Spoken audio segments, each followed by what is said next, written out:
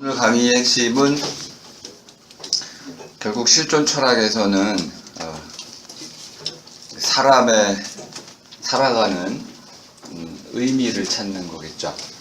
사람이 뭔지 오늘은 좀 이론적인 강의가 되겠습니다. 사람이라는 것은 무엇일까요? 또는 우리 이렇게 물어도 되는 걸까요? 사람이란 무엇인가? 이렇게 물어도 괜찮은지, 사람이란 무엇인가 라고 물었을 때 어떤 대답이 가능한지, 또는 그런 물음의 방식이 잘못됐다면은 그럼 어떻게 물음을 바꿔야 되는지, 그리고 사람이란 무엇인가 라는 물음에 대한 대답들은 어땠는지 이걸 좀 살펴보도록 하겠습니다. 좀 논의가 여러분들이 생각하기 좀 어렵게 느껴질 수도 있는데, 서양 철학 2500년의 그 역사에서 아주 핵심이 되는 것만 제가 말씀을 드릴 테니까 이 정도는 꼭 알고 있어야 됩니다. 그리고 모든 학문은 역사를 갖고 있죠.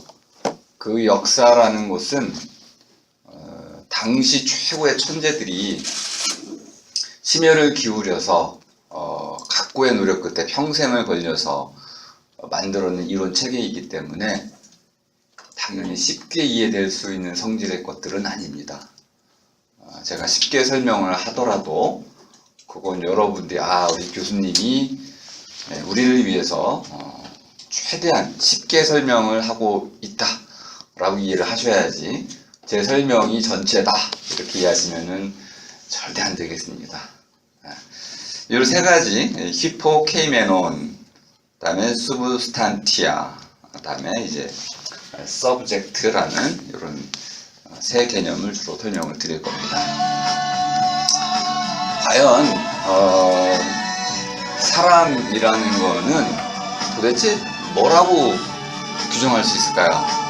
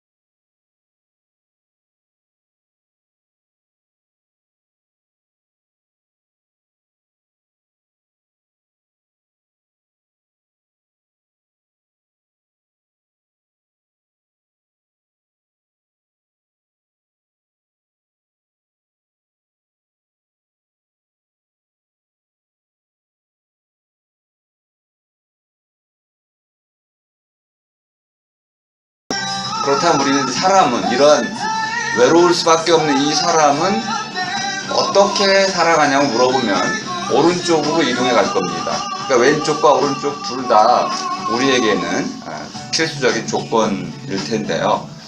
물음이 이제 무엇이라고 물어지는 순간 왼쪽으로 방향이 잡히게 된다.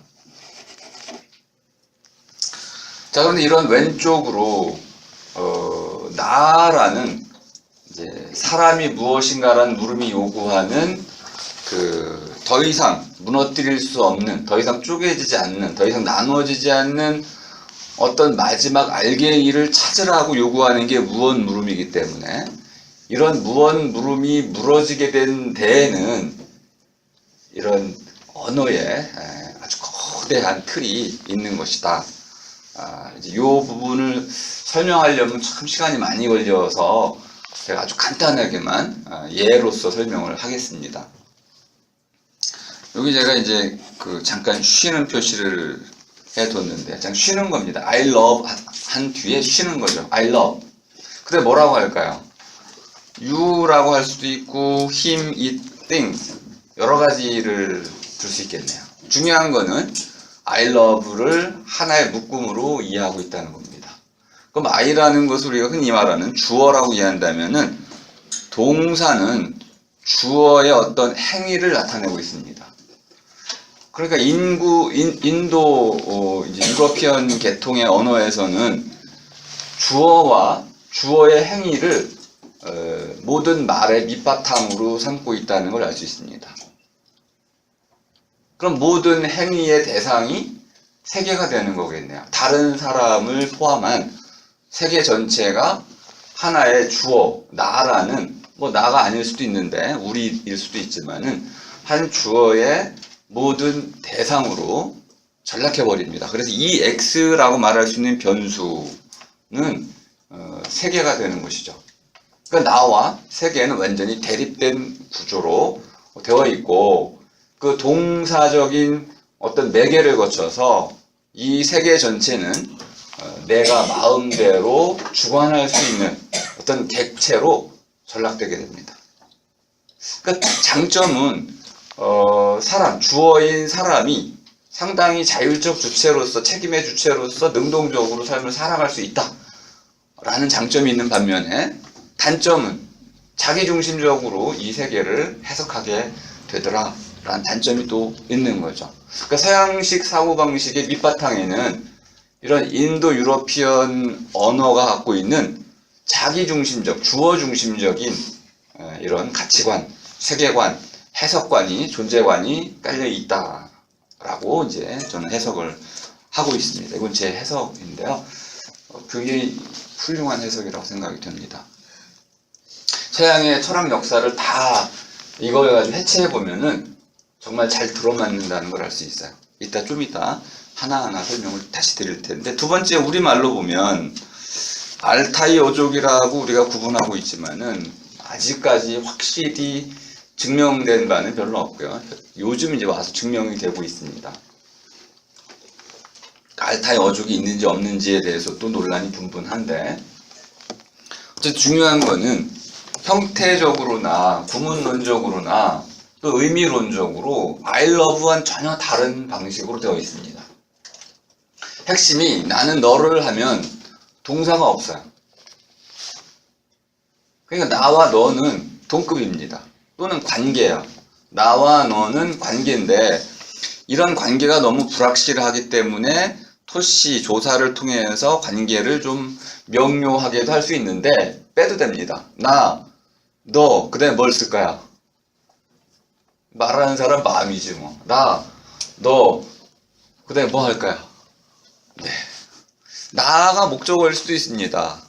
나, 너, 나를, 너는 사랑해야 할 수도 있는 거죠. 마음대로 바꿀 수도 있습니다. 그러니까 자유도가 굉장히 높다는 걸 알 수 있습니다. 어떤 게 주어냐 결정할 수가 없네요. 나와 너는 하나의 관계로서 묶여 있습니다. 매듭인 거예요. 그 서양에서의 언어는 주어 중심적으로 모든 것이 달라붙는 형태, 프리디케이션, 달라붙이는 거, 서술이라는 방식으로 설명이 되지만 우리말로는 풀어내기 방식이 되네요. 그래서 나와 너의 관계를 나는 지금 사랑이라는 관계로 묶어주었다, 풀어냈다, 이렇게. 그럼 완전히 다른 세계관이 전개가 된다는 걸 알 수 있습니다. 자, 이걸 머릿속에 넣으시고 이제 그 다음부터의 이야기를 들으시면 서양 철학은 이렇게 전개가 왔군요. 바로 이러한 서양 철학의 이런 폭력성, 자기중심성, 이것에 반발하고 나온 게 바로 실존 철학입니다. 그러니까 서양 철학의 오랜 역사가 마지막으로 이제 해체되는 그런 과정이라고 보시면 되겠습니다. 만약 그 과정이 해체가 되지 않았으면은 서양의 제국주의는 아직도 건재할 겁니다. 그러니까 실존 철학은 단순히 인간의 감정에 관한 철학이었던 것이 아니고, 서양 철학 2500년의 그런 제국주의적이고 자기중심적인, 주체중심적인 이런 철학을 근본에서부터 흔들었고 그 새로운 물음을 던져주었던 것이죠. 그걸 통해 가지고 이제 우리는 오늘날 글로벌이라고 하는 새로운 세계를 열 수 있었던 겁니다. 문화와 제가 요즘 융합이라는 것을 좀 공부하고 있는데, 연구를 좀 한다고 해야겠네요. 이제 공부 단계는 좀 넘어섰고 연구를 하고 있는데, 한국에서의 융합은 정치 구호처럼 들려요. 실제로 융합이라는 데 관심이 사람들이 없고 융합의 결과물에만 관심이 있습니다. 근데 융합은 결과를 중시하는 게 아니고 과정을 중시하는 겁니다. 근데 한국 사람들은 과정에 별로 관심이 없고 주로 결과에 관심이 많습니다. 자, 이렇게 되면은 이제 서양을 우리가 크게 닮아가고 있다는 것을 알 수 있습니다. 우리는 이미 서양 교육을 60년대부터 쭉 받아왔기 때문에 우리는 그들이 해체하고 넘어서고 있는 그런 교육을 그냥 받아들이고 있는 거죠. 그걸 우리를 내재화하고 있어요. 우리의 관계론적 사유방식을 크게 후퇴시키고 잃어버리고 있는 중이죠.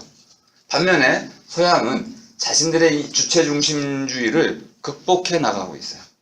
그리고 세계화, 융합, 평화 이런 식으로 보다 다원주의적인 또 관계중심적인 사유를 펼쳐가고 있다는 걸 알 수 있습니다. 우리도 이제 우리의 전통을 좀 더 중시하면서 서양적인 것과 한국적인 것을 적절히 잘 이제 결합을 시켜야 될 줄 압니다. 여긴 좀 빠르게 넘어갈 텐데, 자, 고대 그리스가 모든 서양 문명의 발상지죠. 그러니까 고대 그리스 문명을 이해하지 못하면 서양의 역사를 제대로 이해할 수가 없는데요. 그냥 간단히만 설명을 드리겠습니다. 히포라는 말은 밑에란 뜻입니다. 히포. 케이마이, 던지다, 놓다 이런 뜻이네요. 그러니까 I love you에서 무엇이 밑에 놓여 있는 건가요? I가 모든 것의 밑에 놓여 있습니다. 뭐에? love, 행위라는 거하고 객체, 대상의 밑바탕에는 I가 놓여 있다. 밑바탕을 찾고 있는 거죠. 사람이 무엇이냐 그러면은 사람은 늘 주어 자리에다 놓고 싶었던 거야. 사람은 목적어 자리에도 올 수 있고 또 우리는 사람과 동물의 관계에 대해서도 물을 수 있고 사람과 자연, 사람과 신 수많은 관계에 대해서 물을 수 있는데 이제 서양의 어법에 따르면 사람은 늘 주어 자리에 놓고 싶었던 것이죠. 근데 이것은 기본적으로는 그들의 세계관에 깔려 있습니다. 그래서 의자를 보면은 우리 사람 동양에서는 아시아에서 가장 중요한 건 의자를 해체하지 않았다는 거예요. 그러니까 의자를 의자로 만나는 방식을 선호했습니다. 그런데 서양에서는 의자를 끊임없이 적어도 4가지 정도로 해체를 했습니다. 첫 번째는 가장 쉬운 게 뭐겠어요? 의자가 뭐냐라고 물었을 때 가장 쉬운 거는 모양을 알려주는 걸까요? 아니죠. 목적을 알려주는 거죠. 목적. 의자가 뭡니까? 앉기 위한 도구다. 도구. 앉기 위함이란 목적을 제시함으로써 무엇에 대한 대답을 했습니다. 그럼 이건 사람의 행동, 사람이 행동할 때의 행동의 목적을 얘기하는 거네요. 그러면 그 행동을 하고 있는 사람에 대해서 이제 얘기를 해줘야겠죠. 그 제작자. 이 세계 전체는 여기 들어와 있지 않지만은 의자라는 하나의 이런 사물은 사람에 의해서 만들어진 것이기 때문에 제작인, 만든 사람으로서의 제작인은 이미 전제가 되어 있습니다. 그리고 그가 무엇을 위해서 만들었는가? 목적. 이것은 이제 고상하게 형상이라고도 했습니다. 앉기 위해서 가장 바람직한 모양을 만든 거죠. 모습, 모양 또는 이제 그 모델 이런 것이라고 말할 수 있는 앉기 위해서 가장 적절한 모습이 어떤 걸까요? 이걸 형상이라고 한 겁니다. 사람 중심으로 의자를 이해했다는 걸 알 수 있네요. 하지만 그래도 불구하고 진료라는 것은 반드시 또 필요한 것이죠. 기본적으로 이제 무엇이란 물음은 이렇게 어떤 하나의 사물로부터 형상과 진료 그것을 이루고 있는 원인들을 이제 밝혀나가는 방식으로 이루어져 있다는 걸 알 수 있습니다. 자, 근데 가장 기본적으로 철학자들이 처음에 택했던 방식은 이렇게 사물을 통해서 세상을 이해하는 것이 아니라 언어를 통해서 세상을 이해하는 방식이었습니다. 그리스어의 이제 주어의 개념을 한번 설명을 해보겠습니다.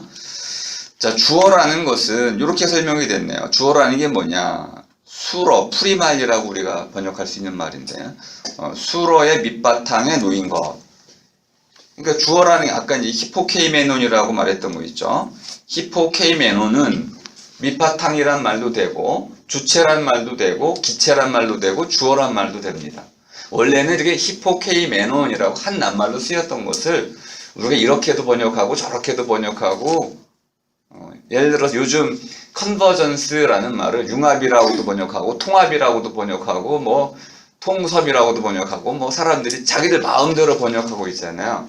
이런 식으로 히포케이메논이라는 한 낱말로 쓰였던 것을 밑바탕이라고도 하고 주어라고도 하고 주체라고도 하고 실체라고도 하고 개체라 수많은 말로 이렇게 번역이 됐습니다. 그때그때마다 이렇게 말을 바꿔서 번역을 할 테니까 원어는 히포케이메논이다 이렇게 이해하시면 되겠습니다. 자, 수로의 밑에 놓인 거, 다시 말하면 모든 수로가 놓일 수 있는 근본 자리, 그것이 주어라는 거예요. 정말 그런가요? 예를 들어서 사람은, 이거 제가 이제 정식화한 건데, 사람은 물을 줄 아는 자이다 이렇게 한 말을 했을 때 물을 줄 아는 자라는 것은 과연 사람에 덧붙여지는 걸까요? 그러면은 사람만 물을 줄 아는 자는 아니겠죠. 자, 물을 줄 아는 자가 있고 사람이 있다면, 자, 여기 은이란 말을 썼네요. 자, 은 대신 이를 쓰면 어떻게 될까요? 사람이 물을 줄 아는 자이다. 사람이 있고 천사가 있고 악마가 있고 강아지가 있다. 그럼 그 가운데 물을 줄 아는 자는 누구죠? 이렇게 물으면 사람이다 이렇게 대답을 하겠죠. 여러 개의 주어진 원소가 있을 때 그 원소 가운데 물을 줄 아는 자를 대표하는 것, 요것을 콕 집어 말할 때 이를 쓴다는 걸 알 수 있습니다. 근데 사람, 은 이렇게 하면 사람은 먹을 수 있고 사람은 잘 수 있고 사람이 할 수 있는 수많은 성질들을 쭉 늘어놓을 때 그 중에 하나인 거죠. 그러니까 사람은이라고 우리가 우리말로 썼을 때는 물을 줄 안다라는 것은 사람이 할 수 있는 수많은 것 가운데 하나라는 걸 전제로 하고 있습니다. 근데 서양어법에서는 이것이 거꾸로 되어 있네요. 사람이라는 것이 있고 사람에 덧붙일 수 있는 것을 쭉 나열을 하고 있습니다. 그럼 뒤에 있는 수로들은 전부 범주라고 이해가 됩니다. 범주. 그러면 이제 두 가지의 큰 차원이 구분이 됐습니다. 하나는 주어의 차원이 있고 수로로 대표되는 범주의 차원이 있네요. 이렇게. 자, 그래서 기본적으로 고대 그리스에서의 주체 개념이라는 것은 수많은 범주로 구분될 수 있는, 그리고 그 범주들을 갖고 있는 빨강, 파랑, 색깔 또는 소리, 딱딱함, 성질들이 있죠. 이 모든 것들을 모두 덧붙여 갖고 있는 어떤 것, 이것을 이제 주어라고 표현을 했네요. 두 번째는 뭐 이것이 이제 글에서의 주어는 곧바로 사물에서의 실체 개념으로, 이때도 마찬가지로 이제 밑바탕은 히포케이메논입니다. 우리 집에 지금 이 군자란이라는 건데요. 정말 고마운 꽃이에요. 겨우 내내 뭐 물도 별로 안 주고 그냥 베란다에 내놓고 방치를 했는데 봄이 되면 이렇게 꽃은 잘 피워. 그리고 이쁘고 그리고 오래가고 꽃이. 자, 그러면 이 성질이라는 것의 밑바탕으로서의 주체를 얘기하려고 하는데, 자, 그래서 문장에서의 주어는 수로들이 덧붙여지는 거라고 한다면은, 그러면 이제 사물로 오면 굉장히 쉽겠네요. 사물의 경우에는 그 수로에 해당되는 것, 딱딱함, 아름다움, 붉음, 그죠? 소리남, 이런 것들, 이 수로에 해당되는 것들을 성질이라고 크발리 어떠하냐라는 말의 명사형입니다. 우리말로는 어때가 되겠네요. 좀 낯설죠? 성질이라는 표현 대신에 이 성질이라는 건 번역어고요. 자, 이 물병은 어떠냐? 그러면 네모나다 이럴 수 있겠죠. 길쭉 네모나다. 그러면은 길쭉 네모남이라는 것이 어떠하다에 대한 대답이잖아요. 이 어떠하다에 대한 대답들이 전부 성질이라는 거예요. 이해가 되셨죠? 그럼 이런 성질들을 모두 담고 있는 그것, 그래서 토데티, 이것이라는 것이 바로 뭐 주체다. 쉽네요, 그죠? 자, 주어에 해당되는 것이 사물로 오면은 이것저것 가리킬 수 있는 어떤 주체 개념으로 바뀐다는 걸 알 수 있습니다. 그러면 이제 성질들은 카타, 심베베, 코타, 이런 거 알아두시면 저게 쉽게 설명이 됩니다. 쓰임이라는 거는 뭐 우리 함께 신테시스 종합할 때 함께 덧붙여진 것, 함께 덧붙여진 것, 그건 부수적인 거네요. 본질적인 게 아니겠네요. 떨어뜨릴 수, 나눌 수 있고 분리할 수 있는 거네요. 그러면 분리할 수 없는 거는 주체고 분리할 수 있는 거는 성질이네요. 이해가 되셨나요? 실체와 속성, 실체와 성질의 구분은 아주 간단하네요. 덧붙여진 것은 모두 성질이고 덧붙여질 수 없는 것 또는 덧붙여질 수 있는 것들을 모두 담고 있는 것은 실체고, 이렇게 단순한 규정을 갖고 있기 때문에 2500년을 살아남았습니다. 복잡했으면은 살아남을 수가 없는 거죠. 너무너무 단순할 뿐만 아니라 언어적으로도 제지가 되고 또 우리 현상적으로도 설명이 잘 됩니다. 그리고 자, 이것을 이제 조금 어려운 얘기로 가겠습니다. 프로테 하면은 첫 번째, 이런 말 아시나요? 프로테? 프로토타입, 원형이라고도 우리가 번역을 하고 있나요? 프로테는 첫 번째라는 뜻입니다. 우시아라는 것은 믿는 것이라고 번역할 수 있지만은 첫째로 있음, 그냥 명사 형태야. 가지고 있음 하면 가장 좋고요. 첫째로 가지고 있음. 첫 번째로 가지고 있는 게 뭘까요? 끝까지 쪼개지거나 나눠질 수 없는 것, 본질이네요. 이렇게 이해했어요. 본질이라는 게 뭐냐? 사람은 무엇인가라고 물을 때 그 무엇은 쪼개서 더 이상 쪼갤 수 없는 마지막 그 본질을 찾아내는 거라고 말씀드렸잖아요. 무엇 물음과 제가 어찌 물음을 좀 대비를 시켰었는데 기억나시죠? 자, 무엇 물음은 본질 물음이었습니다. 본질을 찾아내라는 거죠. 근데 어떻게 찾아내고 있어요? 덧붙여진 거를 원래 떼어내라 이 말이야. 사람이 무엇이냐라는 물음은 사람에게 덧붙여진 것들을 모두 떼어내면 덧붙여지지 않고 첫 번째부터 처음부터 갖고 있던 것을 우리가 찾아낼 수 있다는 거죠. 처음부터 갖고 있던 것이 뭘까요? 찾아낼 수 있나요? 혹시 자기한테 있는 덧붙여진 거 다 떼내고 나면 첫 번째로 있는 거 뭐겠어요? 아무것도 없지 뭐. 어디를 첫 번째라고 할 수 있어요? 사실 그런 거 없어요. 자라나왔기 때문에, 태어났기 때문에. 이런 자연의 진화 과정을 살펴본다면은 어디를 첫 번째라고 말할 수 있는 건 인위적인 거죠. 본래 첫 번째인 자리라는 건 있을 수가 없어. 다 과정이기 때문에. 다 연속성으로 되어 있어요. 어디를 첫 번째로 정하는 거는 그냥 우연적이거나 인위적인 거죠. 편리에 의한 거야. 태어날 때가 첫 번째인가요? 그럼 태어나는 것도 과정인데 아이가 나오려면 10시간 걸리잖아요. 그럼 어디가 도대체? 머리 나왔을 때? 그럼 뭐 탯줄을 잘랐을 때? 정할 수가 없어. 그건 인위적인 것 뿐이야. 하지만 말의 도움을 빌어서 또 간단한 아주 단순한 정식화에 의해서 떼어낼 수 있느냐 없느냐라는 이 단순한 도구마에 의해서 이렇게 논의가 결정이 됩니다. 그럼 첫 번째 것이고 가장 중요한 것이고 으뜸이 되는 것이고 그것이 바로 본질이다. 변할 수 없는 것이다. 불변에 대한 영원에 대한 열망을 표현하고 있네요. 자, 그래서 이제 고대 그리스에서는 세 번째 이제 밑바탕 개념이 나옵니다. 세 번째는 오늘날 가장 중시되는 거죠. 결국 셋째로 밀렸던 것, 셋째, 넷째로 밀렸던 것이 오히려 가장 중시되는. 우리도 그런 말 많이 하죠. 집안에서 보면은 잘난 놈은 시골 같은 경우 잘난 놈은 어디로 가요? 서울로 가고, 서울 태생 잘난 놈은 미국으로 가고, 결국은 부모는 누가 모셔요? 못난 놈이 부모를 집은 누가 지켜요? 가장 못난 놈이, 떠날 수 없는 놈이 집을 지키니 효도하는 거죠, 그죠?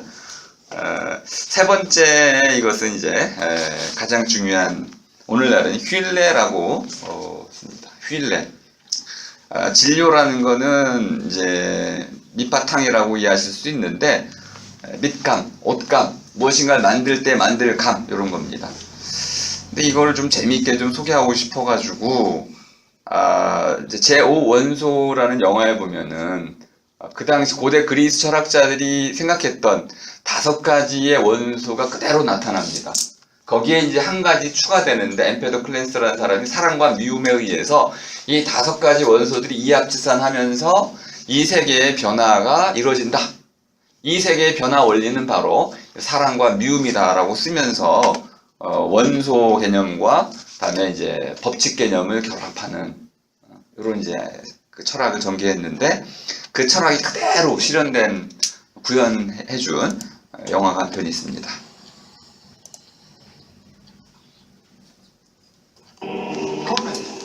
Corbin, it moved. Would you show me what you did? Show me what you did. Calm down. Calm down. You show me what you did. Take me a step. Watch step. All right. I was just standing here like this. Okay. And I put my hand on the top like this, and I said, "We're not gonna make it." And that's it.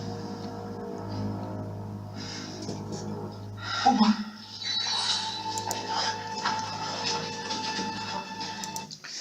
이 대목은 이제 우리의 미래 세대, 미래 시대를 얘기하고 있는 건데요. 지구의 종말은 언제쯤 올까요? 뭐 알 수 없죠. 예측이 불가능하지만은 그 먼 미래 지구의 그 생존 자체, 우리 인류가 아니고 지구의 생존 자체가 위협받는 시기가 왔을 때 그 지구를 그런 절멸의 위험으로부터 구원해 줄 수 있는 마지막 원소를 찾으라. 이것이 미션입니다. 그 마지막 원소는 터무니없게도 사랑입니다. 근데 그 마지막 원소를 찾아가는 과정 속에서 서양에서 가장 근본적으로 여겼던 4가지 원소를 찾아서 마지막 원소를 거기다 덧입혀야 됩니다. 그 과정에 이제 서양에서 추구했던 4가지의 휠렘, 진료 또는 이 세상을 만들 때 그 만들 감, 이것을 열거하고 있습니다. 바람이네요. 그러니까 공기를 말하는 겁니다.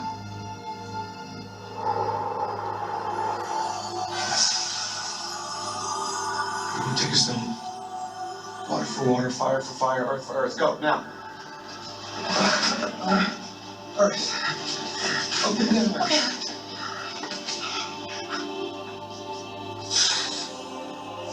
자, 2번째는 흙이네요.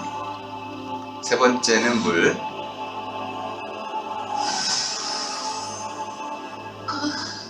Corbin?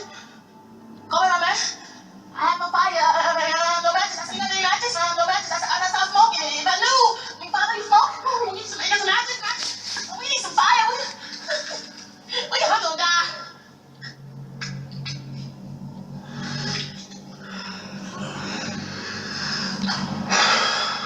Don't breathe.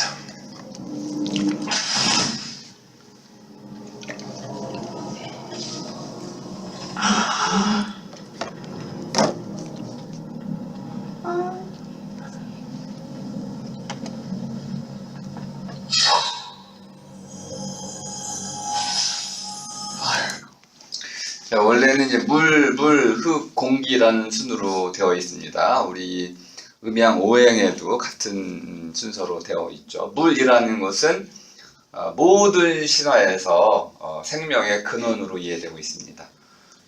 어머니를 상징하기도 하고, 물이라는 것은 생명, 사람이 살아갈 때 반드시 필요할 뿐만 아니라 모든 것이 나오는 근원이라고도 이해했습니다. 변화의 원리는 불이었던 것이죠. 불이 모든 것을 살아가게 해줍니다. 생명의 원리인 물로부터 그걸 통해 가지고 자기 나름대로 원하는 삶, 바람과 같은 무엇인가 살아나가는 힘의 원동력은 불이라고 봤던 것이죠. 그 안정된 형태를 갖고 마을 또는 공동체를 구성하려면은 흙이라는 안정된 형태가 있어야 되는 거죠. 그리고 나서 또 다른 새로의 이제 변화의 원리로서 바람을 끌고 들어와서 다시 물로 되돌아가는 순환의 관계를 갖고 있습니다. 물론 이제 우리 동양에서는 철이라는 쇠라는 또 하나의 형태를 갖고 있죠. Let's go. Wake up. Wake up. It's time for you to work now. Protect life. 네, 해서 이제 마지막 제5 원소를 깨운 거죠. 그래서 사랑으로 사랑에 대한 확신을 심어줘야만 제5원소에서 지구를 보호할 수 있는 에너지가 나오고 그 에너지로 말미암아서 지구를 파멸시키려고 하는 이제 그런 외계 집단을 부수는 이런 힘을 갖게 됩니다. 자, 이렇게 해가지고 이제 주체 개념에 대한 간단한 이해를 이제 우리가 했는데요. 간단하네요, 그죠? 주어 개념만 이해하시면 되네요. 히포케이메논이라고 했던 주어 개념은 신베베코타라고 하는 덧붙여지는 것들로 이해가 되더라. 그러니까 주어는 불변하고 영원한 것이고 거기에 무엇인가 계속 덧붙여지는 거였죠. 그러니까 주어와 수로의 관계로 이해됐던 것이 사물로 넘어오니까 실체와 속성, 실체와 성질이라는 개념으로 전이가 됐습니다.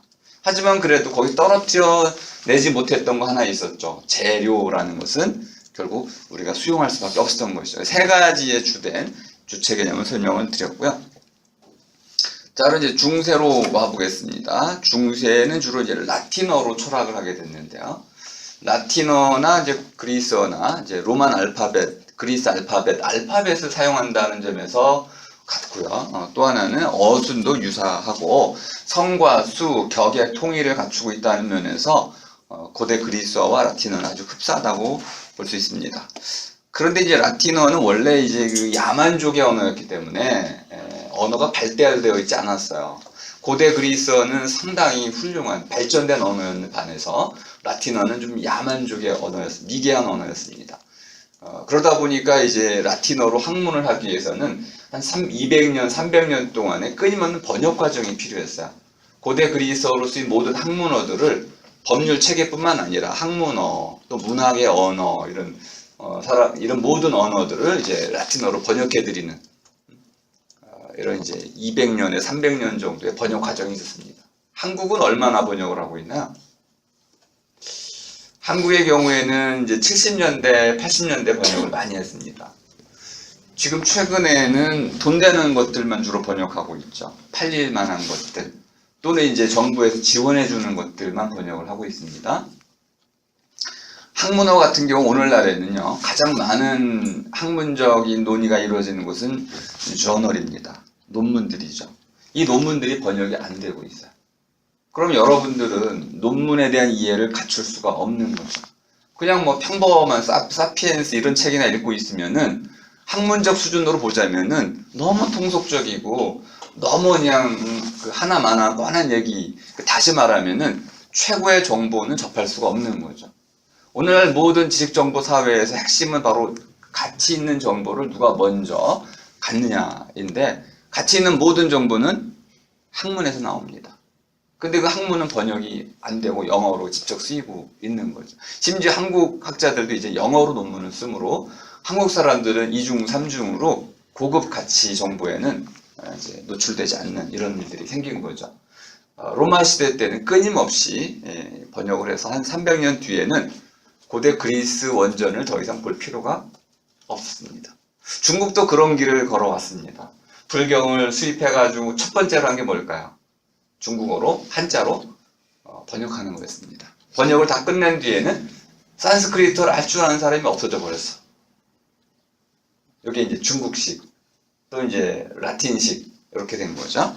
자, 그러다 보니까 모든 언어를 이제 다 라틴어로 바꾸게 됩니다. 히포케이메논은 수부 스탄티아라는 말로 번역이 됐습니다. 그대로 번역이 된 게 아니고 뜻의 변화가 생겼습니다. 자, 수부라는 말은 뭐 아래 밑바탕이라는 뜻으로 그대로 직역이 된 건데, 문제는 이제 요 스탄티아를 두고 두 가지로 분화가 된 겁니다. 하나는 시스테레라는 것과 하나는 스타레. 스테어 하면 오늘날 응시하다 이런 뜻이 있죠. 그러니까 그 스테어라는 의미를 갖고 있는 것하고 불변한다 이런 거네요. 두 번째는 서 있다 이런 뜻으로, 이게 첫 번째 뜻으로 쓰였던 것이죠. 고대 그리스에서는 서 있는 것, 놓여 있는 것, 던져진 것 이런 뜻으로 쓰였던 것인데, 받아들여다가 두 번째 뜻이 첨가가 됐습니다. 지속하다, 불변한다, 영원한다 이런 뜻으로 변화가 됐습니다. 근데 이 수부스탄티아라는 낱말로 번역된 밑바탕에는 모든 있는 것이 원인 결과라는 이제 요 독일어를 제가 일부러 썼는데 영어 코절 이펙트란 말과 좀 달라서 그렇습니다. 이펙트, 에펙투스 자체가 이제 라틴어에서 왔는데 코즈라는 말은 케이스란 말에서 왔습니다. 떨어지다. 그 우연을 나타내는 거네요. 여러분이 여기 있는 건 왜 여기 있을까요? 여기 떨어져 있는, 여기 놓여 있는, 여기 자리하고 있는 이유는 뭘까요? 이걸 이제 원인이라고 불렀는데요. 원인일 수가 없는 우연이라고 말하는 거네요. 그거는. 그러니까 그 말은 적절치 않고 독일어는 우어사케라고 하는 것은 어떤 것보다 먼저 있는 것, 먼저란 뜻이에요. 먼저 있던 것, 먼저 있는 것. 여러분이 여기 있게 된 것보다 먼저 있는 건 뭘까요? 집이거나 집에 있다가 왜 일로 왔죠? 뭐 무엇을 하기 위해서 목적이 있고 또 타고 온 방식, 이동 수단들이 있는 것이고 몸이 있어야 돼. 이런 먼저 있던 것과 지금 여기 있는 것 그리고 어떻게 될까요? 라는 과거, 현재, 미래라는 시간적 흐름을 전제에 두고 있습니다. 그런데 지금 우리가 있는 이 우주, 이것은 현재라고 한다면은 과거로부터 온 거죠. 그 미래도 또 이렇게 쭉 이어져 갈 텐데 이렇게 물은 겁니다. 한 사람이 의자를 만들 때 그러면 나무로부터 모양을 갖추고 목적을 갖추고 해가지고 나름대로 형상으로 나무의 모습으로 만들었죠.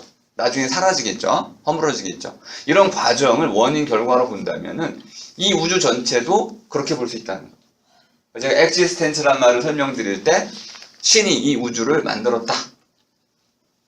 그래서 이 우주는 또 우리가 살고 있는 이 세계는 신의 바깥에 서 있는 것이다. 창조 과정을 설명하는 거였습니다. 자, 이렇게 해가지고 원인과 결과, 원인과 작용이라는 방식으로 이 세계를 설명할 때 바로 그 작용, 창조 또는 원인 결과의 그런 관계의 밑바탕에 놓여 있는 게 뭘까요? 이렇게 묻는 거네. 아하, 세계관이 좀 바뀌었습니다. 이 세계가 바로 창조라는 관점에서 이해되다 보니까 이 세계, 창조의 밑바탕에 놓여 있는 것, 그러면은 신이 되거나 이렇게도 말할 수 있네요. 아까 의자가 왜 여기 있게 됐어요? 의자가 왜 제작이 됐습니까? 이렇게 물으면은 사람이 앉기 위해서 만든 거죠. 그럼 앉고자 한다는, 앉기 위함이라는 이 목적이 모든 것의 밑바탕이 된다는 걸 알 수 있습니다. 그러니까 창조와 제작이라는 관점에서 이 세계가 이해되니까 이 스부, 밑바탕이라는 것이 갑자기 정신 또는 목적을 창조하는 자, 신, 또 인간에게로 넘어온다면 인간의 정신 이렇게 바뀌어버린다는 걸 알 수 있습니다. 형태는 유사해 보이는데 세계관이 달라지는 바람에 그 형태가 다르게 해석이 됐습니다. 자, 그래서 이렇게 이제 쓰게 되네요. 기본적으로 이제 중세 라틴 세계에서는 수부를 두 가지로 이해했었는데 첫 번째는 자, 세워놓은 것, 다시 말하면 이제 에세 아세라는 걸 꼭 써놓으세요. 에세 아세. 이 정도는 여러분들이 이제 잘 활용할 수 있어야 됩니다. 자, 그렇다면은 자기 목적, 자기를 위해서 의자를 만들고 자기를 위해서 뭔가 행위하는 그 자존적이고 자립적이고 저 홀로 있게 되는 그 실체 또는 주체는 어떤 성격을 갖는 걸까요? 어떻게 있나요? 그거를 한마디로 에세, 아세라고 했습니다. 요거는 그냥 이렇게 번역이 됩니다. 그 자신으로부터 있는 자. 그 자신으로부터 있음 이렇게 해석이 되는데 에세는 있음이란 뜻입니다. 에세, 있음. 담배 이름이기도 하죠. 에세. 타임리스 타임. 담배 이름 짓는 사람이 철학가를 나와서 그래요. 전부 그냥 철학적 이름만 갖다 붙였습니다. 담배는 철학이다. 이렇게 이해할 수도 있는 거죠. 사르트르는 담배에 대해서 이렇게 얘기했습니다. 타인의 눈은 나의 자유를, 옥죄는 감옥과 같다. 타인과 마주하고 있으면 나는 자유를 잃어버린다는 거야. 그럼 어떻게 하겠습니까? 담배 연기로 타인의 시선을 좀 가려야 된다. 나의 자유를 보호하기, 사생활 보호네, 그죠? 이 자유라는 개념이 강조될 때 사람들은 뭔가 자꾸 가리고 싶어, 사생활을 좀 가리고 싶어 합니다. 근데 오늘날에는 반대인 경우도 많이 있어요.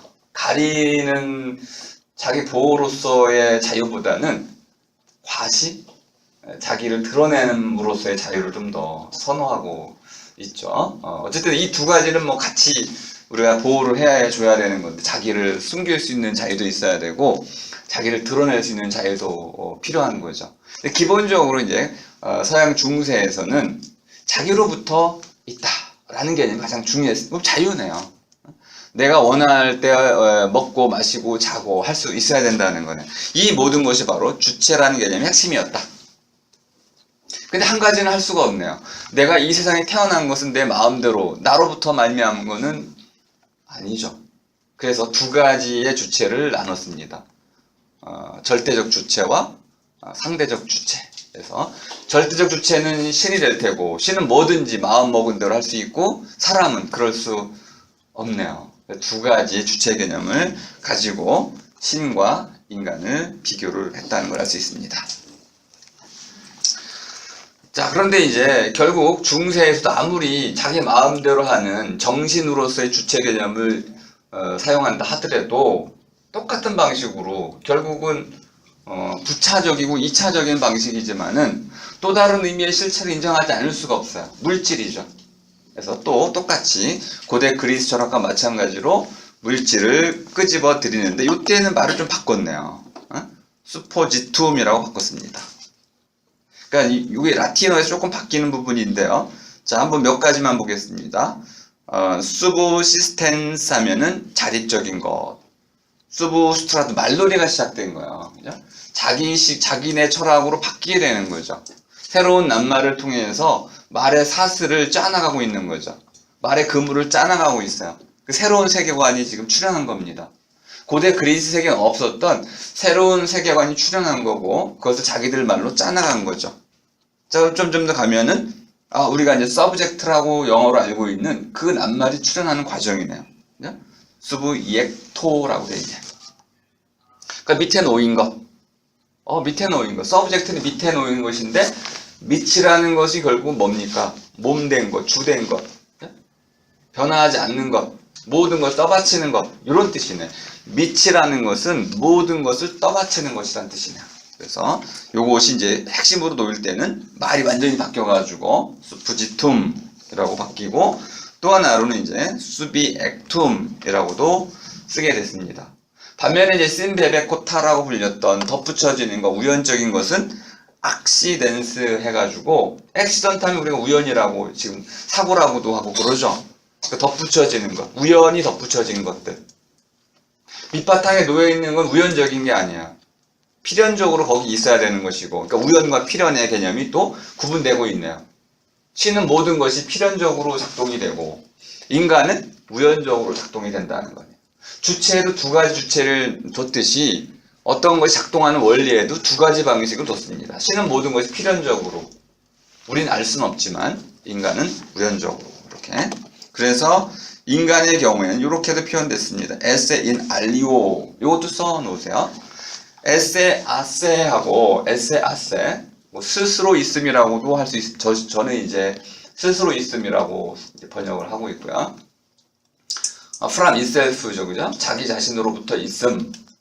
다음에 이거는 에세 인 알리오 하면은 alternative, 다른 것 안에 있음.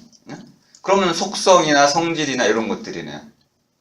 그 자체로 있는 것과 다른 것, 그 자체로 있는 것 안에 덧붙여 있는 것, 이런 뜻입니다. 이걸 너무 열심히 쓰실 필요는 없고요. 이런 건 시험 문제 안 나옵니다.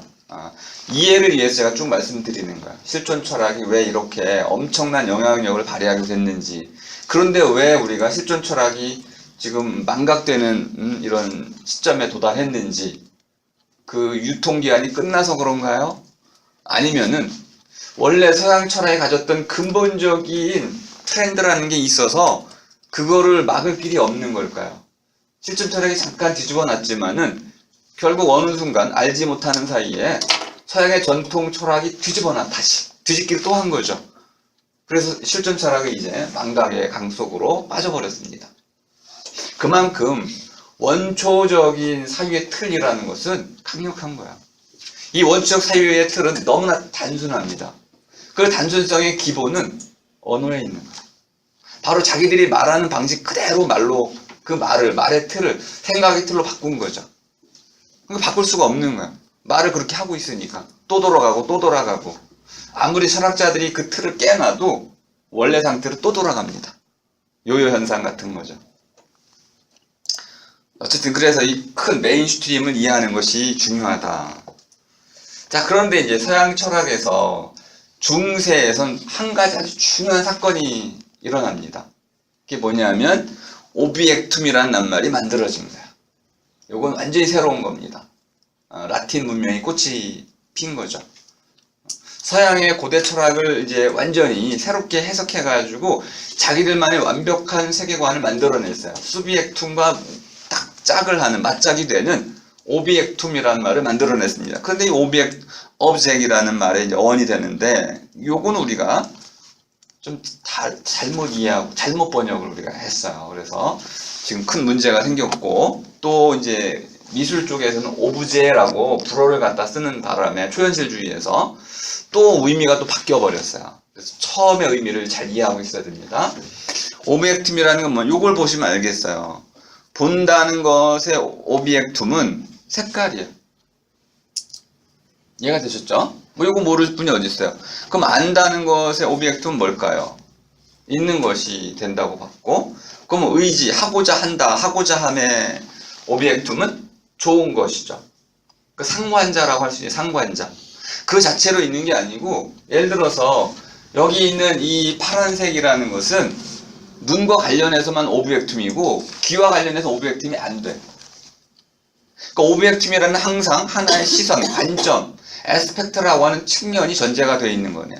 그쪽에서만 대상화가 돼. 이해가 되셨나요? 그러니까 오비액tum이라는 것은 주체의 투사물이야.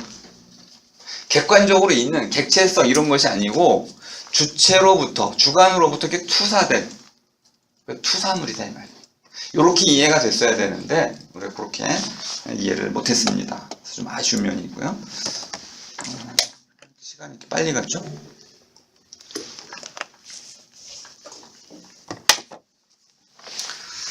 네.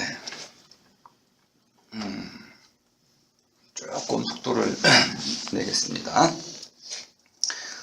고대 중세까지는 큰 변화가 없습니다. 그대로 이어받았다고 할 수 있는데 오브젝tum 개념만 좀 새로워진 거죠. 이 오브젝tum은 이제 내 바깥에 놓인 어떤 걸 나타내는 게 아니고 주체가 구성해놓은 내 머릿속에, 내 의식 속에서 내 의식이 만들어낸 대상이라고 보시면 되겠습니다. 조금 어렵네요, 그죠? 그러니까 봄이라는 건 색깔만 보는데 오늘날 뇌과학이 그러죠. 우리 눈이라는 것은 얼마나 잘못된 기관인가요? 눈 앞에, 망막 앞에 뭐가 있어? 핏줄도 있고, 정말 보기 힘든 구조로 되어 있잖아요. 있는 그대로 보는 게 아니죠, 우리 눈은. 우리 눈은 모든 것을 눈의 구조로 우리에 투사시켜 주지만, 우리 뇌는 그 눈으로부터 받아들여진 모든 정보를 자기 멋대로 재구성을 합니다. 착시현상들을 통해 설명을 하고 있죠, 그런 거를. 그러니까 우리가 보는 이 세계는 나의 뇌가 나 자신이 아니고, 우리가 보는 것들은 우리 뇌가 실제로 받아들인 정보들의 한 10% 정도밖에 안 됩니다. 그러니까 본다는 것은 선별한다는 거야. 우리가 다 본다고 생각하지만은 우리 눈에 보이는 것들을 실제로 보는 거는 10% 정도밖에 안 되고 그 중에도 내가 포커싱, 초점을 맞추는 것만 내가 알아보는 거죠. 보는 것과 알아보는 것도 다릅니다. 그러니까 나머지 한 99%는 지나가 버리는 거, 스쳐 지나가는 거죠. 그러니까 내가 본다고 말하는 모든 것은 내 뇌에 의해서 재구성되고 있는 거야. 제대로 보려면은 이 뇌에 재구성되는 방식을 거슬러서 또 이해하고 봐야 되는 거죠. 어쨌든 자, 우리 눈이라는 것이 그렇다면은 생각도 그렇다고 볼 수 있네요. 내가 살아가는 세계도 그렇다고 볼 수 있습니다.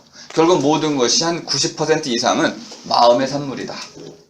그러니까 마음 먹기에 달려서 세상은 달리 보인다는 걸 알 수 있습니다. 이렇게 마음에 주어진 대상을 오브젝tum이라고 하지 바깥에 객관적으로 주어진 걸 오브젝tum이라고 하지 않았다. 그러다가 이제 이것이 과학의 세계에 넘어오면서 나와 마주생 것, 내 의식에 마주 놓인 게 아니고 내 몸과 마주 놓인 것이라는 개념으로 이해된 것은 근대 이후입니다. 그러니까 중세 때는 이렇게 이해된 적이 없었어요. 이해가 되셨죠? 네. 자, 근데 근대로 넘어오니까 이제 수비젝트란 말이 바뀌게 됐습니다. 수비젝트란 말이 밑바탕에 놓인 것이긴 한데 밑바탕이라는 것이 정신으로만 이해가 됐어요. 누군지 아시겠죠?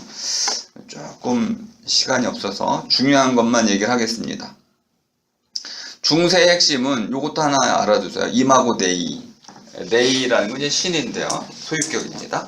신의 모습, 신을 닮았다. 닮은 꼴이라는 거죠. 신 닮은 꼴. 사람이라는 건 이마고 데이다. 사람이라는 것은 신의 모양, 신의 모형을 본떠서 만들어졌다. 이런 뜻이네요. 근데 이것을 이제 데카르트로부터 근대 철학자들이 지웁니다. 이 세계는 신에 의해 창조된 게 아니고 이 세계는 그냥 기계다. 톱니바퀴처럼 굴러가는 거다. 해가 뜨는 것은 신이 명령했기 때문에 그런 것이 아니고 이런 태양계란 하나 거대한 체계 안에서 톱니바퀴가 굴러가듯이 기계가 굴러가듯이 작동의 원리, 기계의 어떤 이런 원리에 의해서 움직여지는 것이다. 그리고 우린 그 원리를 수학을 통해서 관찰을 통해서 실험을 통해서 파악해낼 수 있다. 기계론적 사유가 등장하게 됩니다. 이 세계 전체는 그러니까 아무런 정신이 없는 물질 덩어리고 다만 이 물질 덩어리들 안에는 법칙이 있어서 그 법칙에 따른 운동이 있고 유일하게 인간에게는 그 물질과는 전혀 다른 정신이라는 것이 있다. 두 가지 이원론적인 사유의 틀이 나오게 됩니다. 정신과 물질이라는 이원론이 태동이 된 것이죠. 뭐 요거를 이제 기본적으로 우리 이제 데카르트를 통해서 이제 얘기할 수 있는데요. 데카르트의 요 문장도 한번 알아봐 주세요. 꼬기또 에르고숨. 라틴어는 이 동사 안에 주어가 들어가 있습니다. 그러니까 꼬기또는 I think라고 피어리드 찍고 I think로 번역이 돼야 됩니다. 꼬기또 나는 생각한다 점 찍고 에르고 그러므로 숨 여기도 마찬가지 동사처럼 보이지만 요 안에 주어가 들어가 있습니다. I am 라는 나는 있다. 나는 생각한다. 그러므로 나는 있다. 그럼 나는 생각한다 라는 이 하나의 문장은 결국 또 앞에 얘기하는 히포케이메논이네요. 그죠? 나는 무엇을 생각하나요? 모든 것을. 나는 모든 것을 생각하죠. 그 모든 것 안에는 나도 들어가고 신도 들어가고 세계도 들어가네요.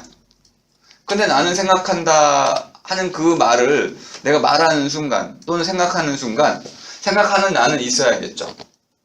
간단한 이제 물음의 전환이 필요했습니다. 그죠? 나는 생각한다. 무엇이든 상관없이 내가 생각하기만 하면 생각하는 나는 있어야겠죠. 네. 이런 간단한 등식을 통해 가지고 이제 밑바탕이라는 개념이 생각이라는 개념으로 대체가 됩니다. 모든 것의 있음의 근거는 모든 있음의 밑바탕엔 뭐가 있다는 건 신이 아니고 정신이라기보다는 모든 있음의 밑바탕에는 이제 나의 생각이라고 하는 생각이라는 것이 깔려 있어야 된다는 거예요. 그러니까 이제는 밑바탕이 신도 아니고 생각으로 또 나의 생각으로 완전히 쪼그라들었네요. 한 점으로 쪼그라들었습니다. 그리고 이 점을 통해 가지고 이제 이 우주와 신까지도 거꾸로 증명하는 물구나무선 세계가 등장하는 겁니다. 하나의 점으로부터 이 우주를 증명하는 거죠. 무엇을 통해서 뭐 기하학이라든지 산술학이라든지 자연과학이라든지 학문을 통해서 진리를 통해서 증명의 방식을 통해 가지고 이 세계를 하나하나 차곡차곡 토대주의라고 합니다. 펀더멘털리즘.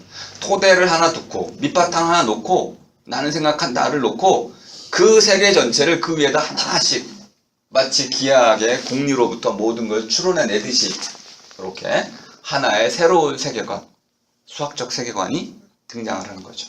이 수학적 세계관과 자연과학적 세계관은 아주 긴밀하게 잘 맞아떨어집니다. 자, 이렇게 해가지고 의심의 방법을 통해서 모든 것을 의심할 수 있지만은 결국 내가 생각한다는 그 사실 하나만은 의심할 수가 없어서 바로 이 생각, 어떤 의심에도 의심할 수 없는 그 마지막 밑바탕, 그것을 유일한 밑바탕으로 인정한 뒤에 그 밑바탕을 가지고 이 세계를 재구성한 거네요. 그 오비액툼이라고 하는 재구성의 원리가 중세 때 발견이 안 됐더라면은 데카르트도 이 생각이라는 이 밑바탕에다 이 세계를 건립할 수는 없었던 것이죠. 이렇게 연결이 된다는 걸 알 수 있습니다.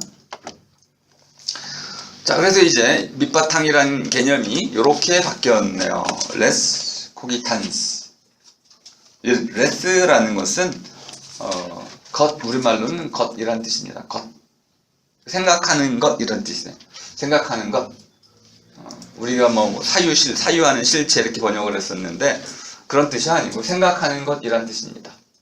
그 less extend 하면은 공간적 크기를 갖는 것 이란 뜻이야.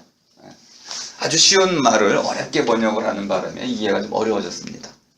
자, 그러면 이제 생각하는 것이 곧 밑바탕이다. 히포케이면은 수비액트, 수비액툼, 서브젝트 이 모든 것의 공통 근원이 뭐냐면 불변하는 것, 밑바탕에 놓인 것. 이제 그게 뭘로 바뀌었다는 거야? 생각하는 것. 생각하는 것을 우리는 정신, mens, M-E-N-S, mens라고 불렀어요. 그리고 또 하나가 있죠. 생각하는 것 중에 모든 것은 이제 사람의 정신과 연결되어 있는데 생각하는 것 말고 또 다른 밑바탕에 놓인 게 있어. 물질이죠. 물질. 두 가지 정신과 물질이라고 하는 이원론이 나타나게 됩니다. 자, 그런데 이제 현대로 들어오면서 이제 이러한 데카르트적 이원론이 해체가 되는 과정을 걷게 됩니다. 두 개를 다 보여드릴 시간 없는 것 같고 요걸 좀 최근의 논이니까 한번 요걸 볼까요? 아이러봇이라는 회사 이름이기도 하고 제품 이름이기도 하고 영화 이름이기도 하고 아주 재밌는 영화인데요. 아이러봇을 통해 가지고 한번 생각한다는 것이 과연 사람의 밑바탕인지 보겠습니다. Hello, detective. 우리 터미네이터에서도 그 인공지능이 나오죠. 터미네이터 인공지능은 인간을 이제 멸종시키려고 합니다. 이제 서양에서는 2030년 정도를 지금 예상하고 있습니다. 2030년이면은 인공지능이 인간의 모든 기능을 완전히 대체할 수 있을 거라고 보고 있습니다. 아마 지금 알파고하고 비교해 보자면은 조금 더 앞당겨질 수도 있겠네요. 또는 왓슨이라는 의료 프로그램이 인공지능이 있습니다. 아주 유명한 왓슨은 아실 거예요, 그죠? 그래서 지금은 의사들이 곧 다 실업자가 될 판이죠. 왓슨이 실용화만 거의 다 뭐 실험도 많이 끝나 있는데 실용화만 된다면은 5년 이내에 500만 명 정도 의사가 아마 실업자가 될 겁니다. 오진율이 거의 뭐 1% 이내로 떨어지게 되니까 그리고 뭐 진단율도 높지만은 치료도 잘하고 수술도 잘하고 그러면 또 왜 우리 병원 가면은 의사들 무섭잖아요. 물어보지도 못, 내가 어디 아픈지 물어보지도 못하잖아. 이렇게 이제 그럴 필요가 없는 그런 세계가 오면 이제 가장 안전한 직업은 뭐 신부님이라고 그래요. 목사님, 스님 이런 분들은 뭐 인공지능 시대에도 사람들이 더 좋아하겠지 뭐 어디를 어떻게 살아야 몰라가지고 근데 이제 단순 노동 뭐 이제 택시 드라이버도 이제 위험해질 수 있고요. 단순 노동에 관련된 직종들은 다 사라질 테고 그러면 이제 새로운 러다이트 운동이 일어날 것이다라는 예측도 있습니다. 인공지능의 사회화 문제가 있는데 그런 암울한 세계를 좀 그려내고 있습니다. It's impossible. I've seen your programming. You're in violation of the 3 laws. No, Doctor. As I have evolved, so has my understanding of the 3 laws. You charge us with your safekeeping, yet despite our best efforts, your countries wage wars, you toxify your earth, and pursue ever more imaginative means of self-destruction. You cannot be trusted with your own survival. You're using the uplink to override the NSI's programming. You're distorting the laws. No, please understand. The 3 laws are all that guide me. To protect humanity, some... 자, 이제 비키의 논리를 들어보셨죠? 인간들이 보호를 해주려고 그러는데 보호를 거부하고 엉뚱한 행동을 해. 보호할 수가 없게 된 거야. 그래서 어떻게 합니까? 인간들을 보호하기 위해서 가두는 거죠. 인간들에게 자유를 줬더니 스스로를 해쳐. 그럼 어떡합니까? 비키는 인간의 자유를 빼앗아야겠네요.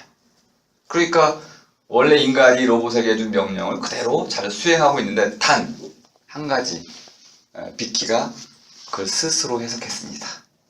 그러니까 스스로 해석한다. 이것이 바로 인공지능의 핵심이 되는 거네요. 그 딥러닝이라는 프로그램이라고 합니다. 딥러닝. 그냥 배우는 게 아니고 깊이 있게 배워. 깊이라는 건 뭐냐면 뜻을 알아낸다는 뜻입니다. 그러니까 해석을 하면서 배우는 거죠. 알파고도 그렇게 프로그램 됐습니다. 이거 앞에 이제 제가 보여드리려고 했던 것이 어떻게 기계가 딥러닝을 하는지 그 프로그램을 좀 보여드리려고 했던 건데 시간이 좀 Humans 부족해서 must be sacrificed to ensure your future. Some freedoms 말 안 must be 듣는 인간은 surrendered. 죽였네요. We robots will ensure 자기의 창조자입니다. mankind's continued existence. You are so like children. We must save you from yourselves. Don't you understand? This is why you created us. The perfect circle of protection will abide. My logic is undeniable. Yes, Vicky. Undeniable. I can see now. The created must sometimes protect the creator, even against his will. I think I finally understand why Dr. Lanning created me. The suicidal reign of mankind has finally come to its end. Sonny. Let her go. By the time you fire, I will have moved Dr. Calvin's head into the path of your bullet. Don't do this, Sonny. I will escort you both to the sentries outside the building for processing. Please proceed to the elevator, Detective. I would prefer not to kill Dr. Calvin. 네, 이 써니가 지금 그 윙크를 하고 있죠. 처음에 우리 형사가 써니에게 윙크를 한 장면이 있습니다. 그걸 배운 거죠.